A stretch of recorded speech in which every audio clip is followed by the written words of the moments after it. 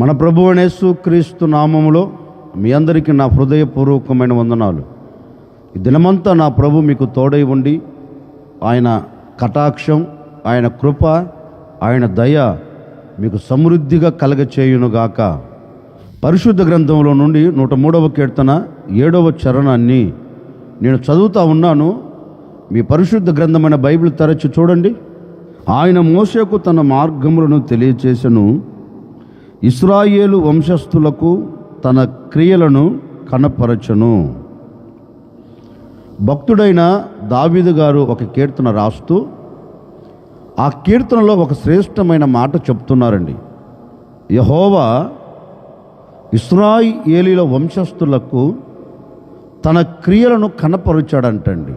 అంటే నేను చేసే కార్యములు నా ప్రజలు చూడాలి, నేను చేసే కార్యములు నా ప్రజలు అనుభవించాలి, నేను చేసే అద్భుతాలు, నేను చేసే ఆశ్చర్యమైన కార్యాలు నా ప్రజలు చూచి నా ఘనమైన నామమును మహిమపరచున్నట్లుగా నన్ను నేను నా ప్రజలకు కనపరుచుకోవాలి అని దేవాది దేవుడు ఇశ్రాయేలీయుల ఎడల, యాకోబు సంతతి వారి ఎడల దేవుడు తన క్రియలను జరిగిస్తూ వచ్చాడండి.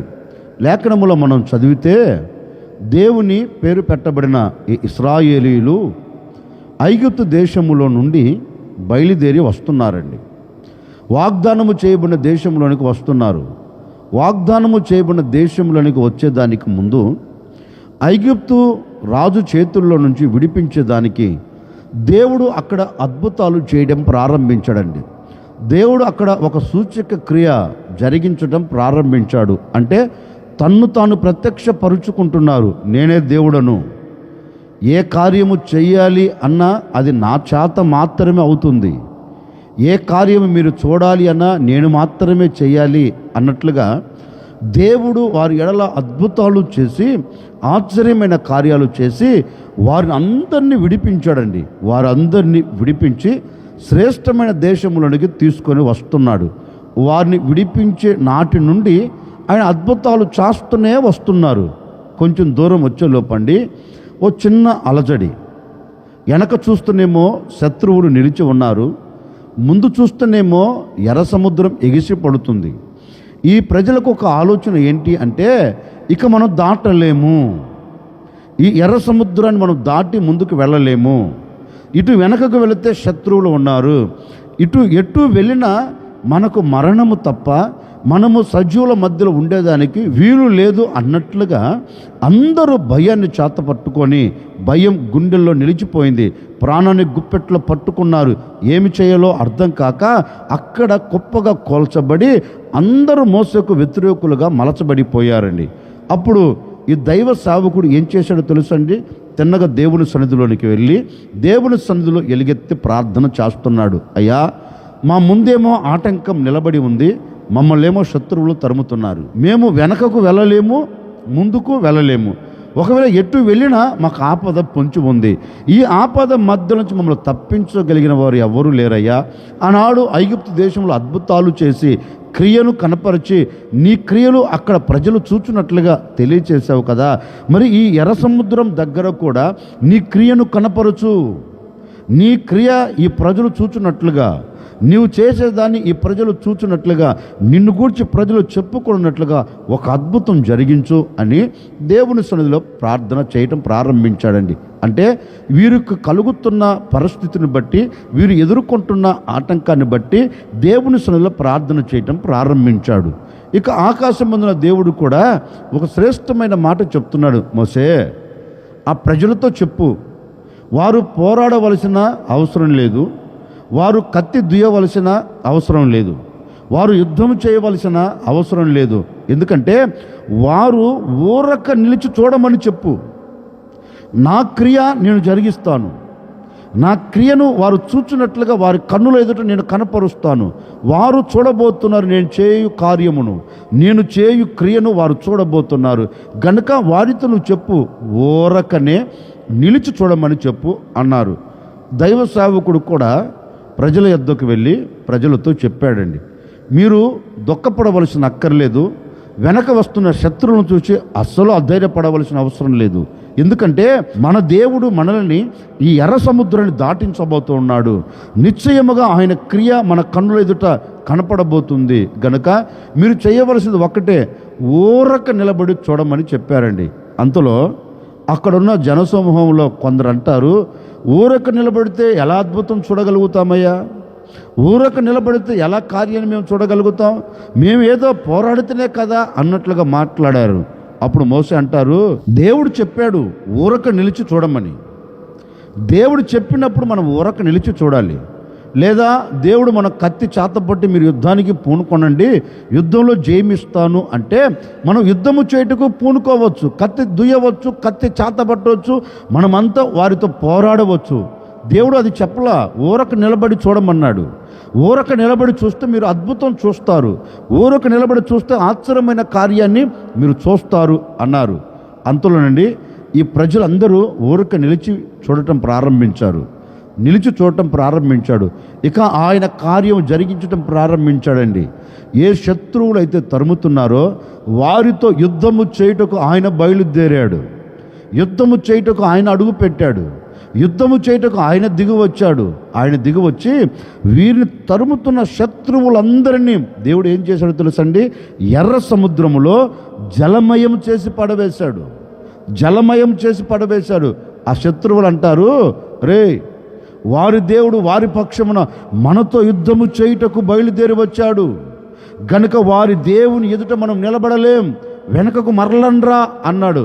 అంతే, ఒక్కసారి ఏకరాశిగా నిలబడిన ఎర్ర సముద్రం మరల యథాప్రకారం ప్రవహించటం ప్రారంభించిందండి. ఒక్కసారి శత్రువులందరినీ కప్పిపడవేసింది. శత్రువులందరూ జలమయమైపోయారండి. ఇప్పుడు ఆ ప్రజలందరూ ఆనందకరంగా ఒడ్డుకు చేరారు. వారి నోట వచ్చే మాట ఏంటంటే, మా దేవుడు మా పట్ల ఒక నవనూతనమైన క్రియ జరిగించాడు, మేము మా కనులారా చూచాం. ఇప్పటి వరకు భూమి మీద ఎక్కడ ఇది జరగల. ఇప్పటి వరకు భూమి పుట్టినది మొదలుకొని ఈనాటి వరకు ఎక్కడ ఇలాంటి అద్భుతం మేము చూడలేదు. మా దేవుడు మేము చూచున్నట్లుగా, మా కనులతో మేము చూచి ఆనందపడినట్లుగా మా దేవుడు మా ఎడల ఒక క్రియ జరిగించారు అని వారు ఆనందకరంగా గంతులు వేశారంటండి. అందుకే దావీదు కూడా అంటారు, యాకోబు వంశస్థుల ఎడల, ఇశ్రాయేలు వంశస్థుల ఎడల దేవుడు తన క్రియను కనపరచను.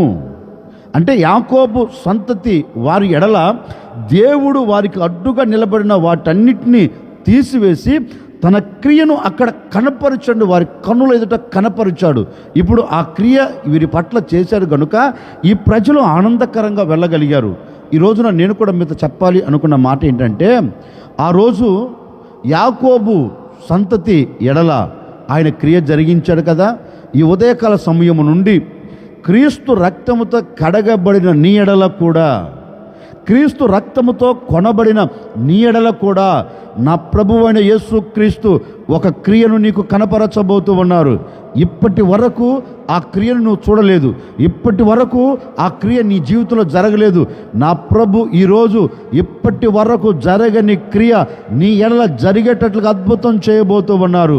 ఒకవేళ ఈనాటి వరకు ఇశ్రాయేలుల ఎదుట నిలబడినట్లుగా, ఇశ్రాయేలుల వెనక నిలిచి ఉన్నట్లుగా ఏ ఆటంకం, ఏ శ్రమ, ఏ బాధ, ఏ ఇబ్బందులు, ఏ ఇక్కట్లు వెనక ముందు నేను చుట్టూ ఆవరించి ముందుకు వెళ్ళనివ్వకుండా చేశాయేమో నాకు తెలియదండి.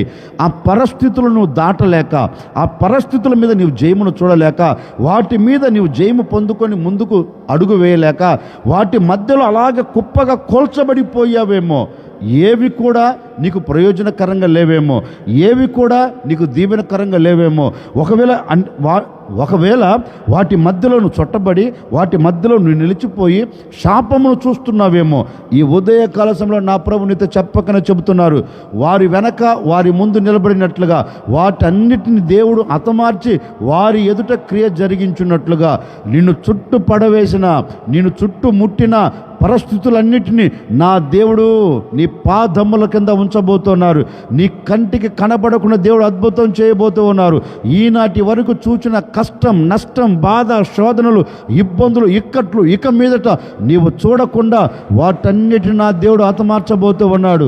వాటన్నిటిని నా ప్రభు నీ పాదముల కింద ఉంచబోతూ ఉన్నారు. వాటన్నిటి మీద దేవుడు నీకు జయమును ఇవ్వబోతూ ఉన్నారు. ఇక చూడను, ఇక నేను ఇది అనుభవించలేను, ఈ క్రియ నేను చూడలేను అనుకుంటున్నావా? నీవు చూడను అనుకున్న క్రియనే నీ పట్ల నా దేవుడు జరిగించబోతూ ఉన్నారు. నీ కన్నులు చూడబోతూ ఉన్నవి, కన్నులారా నువ్వు చూడబోతూ ఉన్నావు, మనసారా నీవు అనుభవించబోతూ ఉన్నావు. నా ప్రభు అయిన యేసుక్రీస్తు నీ ఎడల ఒక నవనూతనమైన కార్యమును జరిగించబోతూ ఉన్నారు.